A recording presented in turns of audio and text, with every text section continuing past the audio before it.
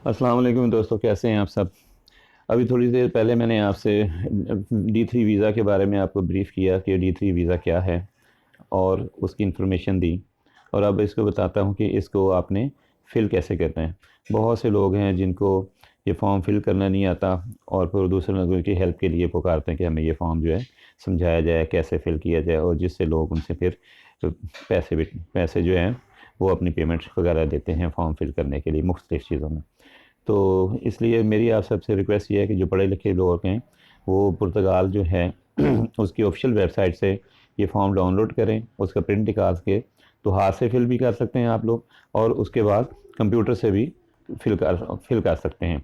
तो ये मैं आपको लिए चलता हूँ उस फॉर्म के ऊपर और आपको बताता हूँ कि ये कैसे फिल होगा। ये फॉर्म के ऊपर टॉप पे आप देख लेंगे पुर्तगाल एप्लीकेशन फॉर नेशनल वीज़ा, ठीक है।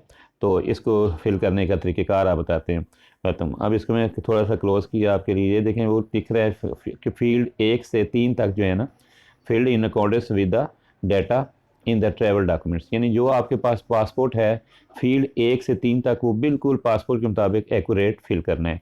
जैसे देखें ये कॉलम नंबर 1 है, इसमें सर नेम फैमिली नेम, ये अकॉर्डिंग टू योर पासपोर्ट जो आपके पासपोर्ट के ऊपर सर नेम है वो आप इसके ऊपर ऐड करेंगे। जैसे कि समझें कि मेरा नाम है राजा, तो राजा सरफराज अहमद, तो मैं सर नेम में मैं लिखूँगा राजा, क्योंकि सर नेम जो है वो कास्ट वगैरह कास्ट जो होती है इंसान की वो लिखी जाती है। इसी तरीके से आप दूसरे नंबर पे आ जाएं, sir name at birth farmer family name, अगर कोई एट बर्थ बर्थ के टाइम पे भी आपका कोई फार्मर नेम है फैमिली नेम है तो वो भी आप यहाँ पे लिख सकते हैं, नहीं तो यहाँ पे एन ए निल कर दें इसको। थर्ड पे आ जाएं आप, तो फर्स्ट नेम और गिवन नेम। इसी तरीके से इस फर्स्ट नेम और गिवन नेम को लिखने के लिए फर्स्ट ऑफ ऑल आपने ये करना है कि पासपोर्ट को ओपन करना है और जहाँ पे आपका पासपोर्ट का सारा डाटा प्रिंट हुआ हुआ साथ फ़ोटो लगी उसके ऊपर पढ़ें कि आपके फर्स्ट नेम में क्या लिखा हुआ है और गिवन नेम में क्या लिखा हुआ। उस तरीके से इस कॉलम को आपने यहाँ पे फिल कर लेना है। मसलन कि मेरा फर्स्ट नेम सरफराज है, गिवन नेम मेरा अहमद है, तो सरफराज अहमद, तो सर नेम ऊपर आ गया राजा सरफराज अहमद, इस तरीके से ये फिल हो जाएगा। उसके बाद आप आ जाएं कॉलम नंबर 4 पे, डेट ऑफ बर्थ है, इसमें आप पहले डे लिखेंगे फिर मंथ ईयर, इस तरीके से इसमें डेट ऑफ बर्थ फिल करेंगे। कॉलम नंबर 5 पे आ जाएं प्लेस ऑफ बर्थ।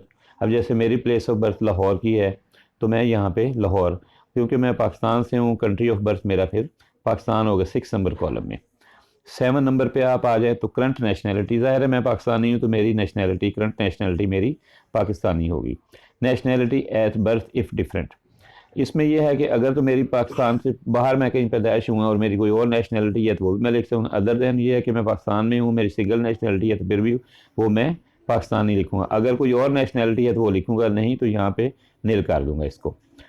उसके बाद चलते हैं हम कॉलम नंबर 8 पे। यहाँ पे अगर आप मेल हैं तो मेल को टिक करेंगे, फीमेल हैं तो फीमेल को टिक करेंगे। उसके बाद आप आगे आ जाते हैं कि आपका जो सिविल जो है सिविल स्टेटस वो क्या है। जिसमें आप ये पहला आपका बॉक्स बना हुआ सिंगल का है, दूसरा मैरिड है, फिर रजिस्टर्ड पार्टनरशिप है, उसके बाद सेपरेटेड है, विडो है, विडोअर है, और अदर प्लीज स्पेसिफाइड, अगर कोई इसके अलावा है तो फिर आप इसको वो लिखें। तो अगर आप शादीशुदा हैं तो मैरिड को टिक कर दें, सिंगल हैं तो सिंगल को कर दें। तो इसके बाद हम चलते हैं 10 नंबर कॉलम पे।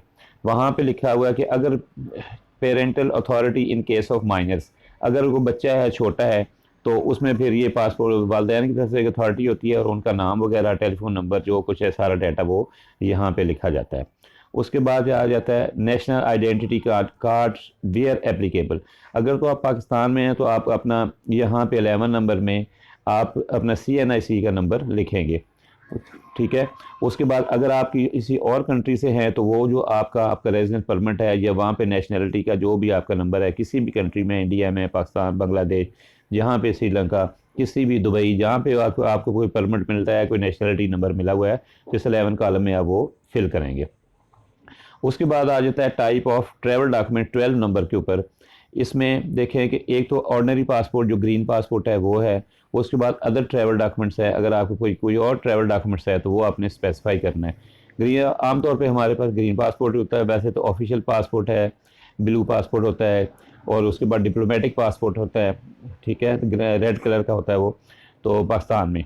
तो आप तौर पे आम बंदे के पास पाकिस्तान में ग्रीन पासपोर्ट होता है, तो इस ग्रीन वाले बॉक्स को आप इसको ग्रीन ऑर्डनरी पासपोर्ट को आप टिक करेंगे।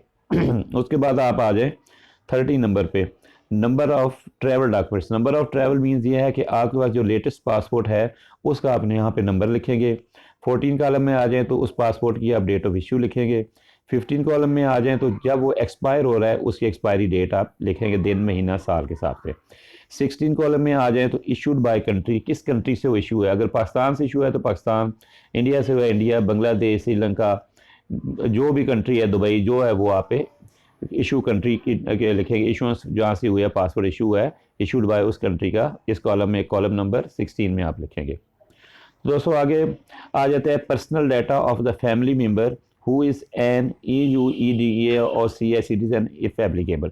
अगर कोई आपका रिश्तेदार वहाँ पे है यूरोप में तो उसका पर्सनल डाटा वहाँ पे लिखना होता है, अगर नहीं है तो उसको नील कर दें। उसके बाद आप कॉलम नंबर 18 पे आ जाएं, जो फैमिली रिलेशनशिप विद यू, जो वहाँ पे यूरोप में आपका वहाँ पे कोई जो सिटीज़न है वहाँ का, उसके साथ कोई रिश्तेदारी वगैरह है, रिलेटिव है, तो वो उसकी डिटेल आपको यहाँ पे लिखनी, नहीं तो नॉट एप्लीकेबल। उसके बाद कॉलम नंबर आप 9 में आ जाए। 9 नंबर पे applicants home address and email address. यहाँ पे जो बंदा वीज़े के लिए अप्लाई कर रहा है, D3 वीज़े के लिए, वर्क परमिट के लिए, जिसको आया हुआ है, वो यहाँ पे अपना एड्रेस लिखेगा, अपना ईमेल एड्रेस लिखेगा, घर का एड्रेस और ईमेल एड्रेस वगैरह लिखेगा यहाँ पे। उसके बाद यहाँ पे वो अपना जिस कंट्री में भी है उसका यहाँ पे फ़ोन नंबर लिखेगा। इसी तरीके से 19 में उसका घर का एड्रेस और ईमेल लिखेगा अपनी। उसके बाद आ जाते हैं हम कॉलम नंबर 20 में, residence in a country other than the country of current nationality. अगर तो वो पाकिस्तानी है और उसके अलावा इसके पास कोई नेशनैलिटी नहीं है, ठीक है, तो इसको वो नो कर देगा। अगर पाकिस्तान के अलावा या कोई और नेशनैलिटी, जिस मुल्क का वो नेशनल है और वो किसी और कंट्री में रह रहा है और उसके बाद उसकी भी नेशनैलिटी है, फिर इसको येस करेगा तो जो उसको रेजिडेंस परमिट मिला हुआ है या कोई पासपोर्ट है तो उसका यहाँ पे वो नंबर देगा और उसी के डेट ऑफ इशू और उसके बाद एक्सपायरी वो लिखेगा। 21 नंबर पे आते हैं तो यहाँ पे है current occupation. Current occupation mean ये है कि आप क्या काम कर रहे हैं, अपनी कंट्री में क्या काम करते हैं, क्या जॉब करते हैं, वो आप यहाँ पे स्पेसिफाई कर दें। प्राइवेट सर्विस है, प्राइवेट गवर्नमेंट सर्विस है, बिजनेस है, जो भी आप काम करते हैं वो यहाँ पे आप लिखेंगे। उसके बाद आ जाते हैं 22 में, employers and employees address and telephone number for students, name and address of educational establishment. इस कॉलम में यह है कि जहाँ पे आप पाकिस्तान में, इंडिया, बांग्लादेश, दुबई, व्हाट्सएवर जिस कंट्री में काम कर रहे हैं उस एम्प्लॉयर का नाम, एड्रेस वगैरह आप कंप्लीट टेलीफोन नंबर डिटेल देंगे। और उसके बाद अगर कोई स्टूडेंट है तो उसने एडमिशन लिया हुआ है जहाँ पे, जिस इदारे में वो बच्चा पढ़ रहा है, तो वो अपने इदारे का नाम लिखेगा यहाँ पे और उसकी तमाम डिटेल देगा with phone number, email address वगैरह। उसके बाद आ रहा है पर्पस ऑफ जर्नी। अब पर्पस ऑफ जर्नी में ये है कि आप पुर्तगाल जो हैं वो किस लिए जा रहे हैं, किस वीज़े पे जा रहे हैं। तो स्टडी है तो स्टडी की टिक करेंगे, ट्रेनिंग है ट्रेनिंग। तो एक्चुअल तो ये जो फॉर्म बना हुआ D3 जो फॉर्म बना हुआ है, ये हाई स्किल्ड जो लोग हैं, प्रोफेशनल हैं, IT इंजीनियर, रिसर्चर, साइंटिस्ट, उनके लिए है। तो वर्क पे जा रहे हैं तो वर्क को टिक करेंगे, राइट। उसके बाद आ जाता है 24, additional information on purpose of stay. अगर आप वर्क पे जा रहे हैं तो यहाँ पे लिखेंगे कि आप वर्क के लिए जा रहे हैं, काम के लिए जा रहे हैं, तो वो यहाँ पे अपने स्पेसिफाई करेंगे कि किस काम के लिए आप वहाँ पे जा रहे हैं। 25 नंबर पे आ जाएं तो member state of main destination and other member state of destination if applicable. यानी मेंबर ऑफ स्टेट, यानी आप पुर्तगाल के जो जिस भी शेंजन कंट्री में जा रहे हैं तो आपने फर्स्ट ऑफ जहाँ पे जाना है उस कंट्री का यहाँ पे आप नंबर लिखेंगे। और उसके बाद member state of first entry, वो भी इसी तरीके से पुर्तगाल जा रहे हैं तो वो भी यहाँ पे लिस्बन सिटी पुर्तगाल या पोर्टो पुर्तगाल, इस तरीके से आप एंट्री करेंगे। 27 नंबर पे आए तो नंबर ऑफ़ एंट्रीज़ रिक्वायर्ड। अब देखें जो तो बंदे जा रहे हैं ऐसे यानी मल्टीपल वीज़े पे तो मल्टीपल एंट्री लेंगे, तो जो जा रहे हैं वहाँ पे रेजिडेंसी वीज़ा जैसे ये D3 वीज़ा है उसके लिए जा रहे हैं तो वो 2 एंट्रीज़ वाले कॉलम को टिक करेंगे। उसके बाद मेरे दोस्तों ऐसा है कि intent date of arrival of the first intent stay in पुर्तगाल।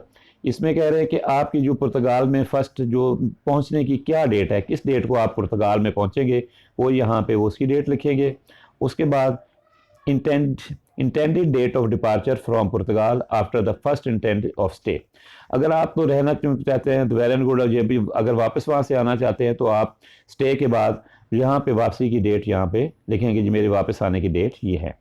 उसके बाद आ जाते हैं जी fingerprints collected previously for the purpose of applying for a Schengen visa. अगर तो आपके शेंजन वीज़ा के लिए एम्बेसी में वहाँ पे आपके जिस कंट्री से भी अप्लाई कर रहे हैं आपके फिंगरप्रिंट्स लिए गए हैं, तो यहाँ पे आप लिखेंगे कि इस जगह पे इस एम्बेसी में मेरे फिंगरप्रिंट्स हुए हैं, इस डेट को हैं, वो यहाँ पे लिखेंगे, नहीं तो नॉट एप्लीकेबल।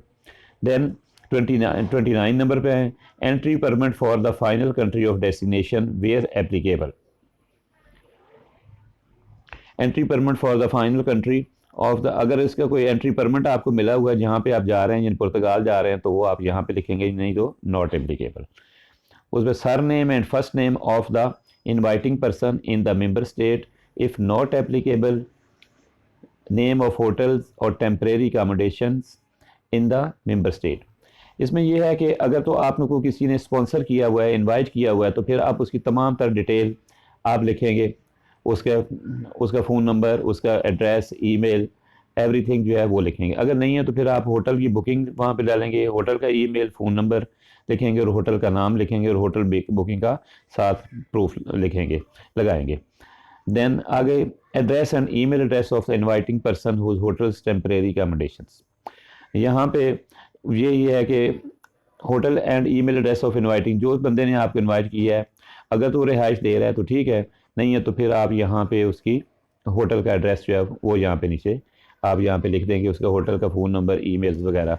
अगर वो 30 कॉलम में ये है कि अगर वो अकोमोडेशन दे रहा है तो उसी की लिख दें, नहीं है तो फिर नीचे होटल, जो होटल आपने बुक करवाया उसकी लिख दें। Name and address of inviting company organisation. इसमें यह है कि जो अगर तो आप वर्क के लिए जा रहे हैं और वहाँ पे किसी कंपनी ने वर्क कॉन्ट्रैक्ट दिया है तो उस कंपनी का नाम लिखेंगे आप और उसका तुम ईमेल एड्रेस डिटेल पूरी उसकी फ़ोन नंबर वगैरह वो लिखेंगे। ये नीचे आ जाते हैं जिसमें surname, first name, address, telephone number and email address of the contact person in the company organisation. यानी जिस कंपनी में आप जॉब के लिए जा रहे हैं उसमें आप ये पे उसका surname, first name, address, telephone number and email address of the contact person in the company, यानी कंपनी वाले का ही तमाम नाम, कंपनी का नाम, phone number and email address ये सब लिखेंगे आप। और telephone number of the company, यहाँ पे telephone number of the company यहाँ पे लिखे, कंपनी का telephone number. Cost of travelling and living during the applicant stay is covered. अब ये है कि वो आपसे पूछ रहे हैं कि इस फॉर्म में कि ये कॉस्ट ऑफ जो लिविंग है आपके जितने अरसा वहाँ पे रहना चाह रहे हैं ये कौन पे करेगा। तो मोस्टली तो इसमें ये होता है कि जो बंदा जा रहा है वो खुद ही लिखता है कि बाई एप्लीकेंट हिमसेल्फ कि मैं खुद ही कर रहा हूँ, तो उसमें आगे किस तरीके से कार से वो पेमेंट करेगा। तो उसमें आप वो कैश भी हो सकती है, ट्रैवलर चेक्स भी हो सकते हैं, क्रेडिट कार्ड है, प्रीपेड ट्रांसपोर्ट है और अदर कोई और चीज़ जरिया है तो वो भी बताया, तो यहाँ उसी को आप चेक कर देते हैं।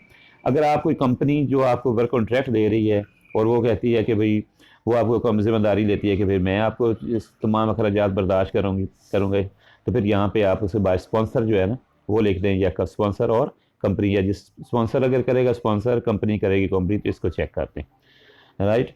उसके बाद means of transport, means of support जो है ये क्या के तरीके से, कैश है, अकोमोडेशन क्या क्या उसने प्रोवाइड किया, जो जैसे अकोमोडेशन प्रोवाइड किया तो अकोमोडेशन को कैश है, all expenses covering during the stay, prepaid transport, other please specify, यानी जो भी आपने जो स्पॉन्सर या कंपनी आपको दे रही है उस तरीके से इसको आप टिक कर देंगे।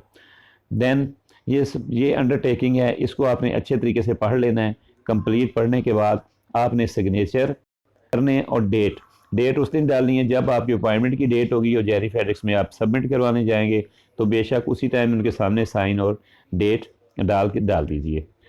तो ये तरीक़ेकार था फॉर्म फिल करने का। अगर फिर भी कोई समझ ना आए तो आप कमेंट्स में लिखिए तो आई विल रिप्लाई इंशाल्लाह। अल्लाह हाफ़िज़, अस्सलाम वालेकुम।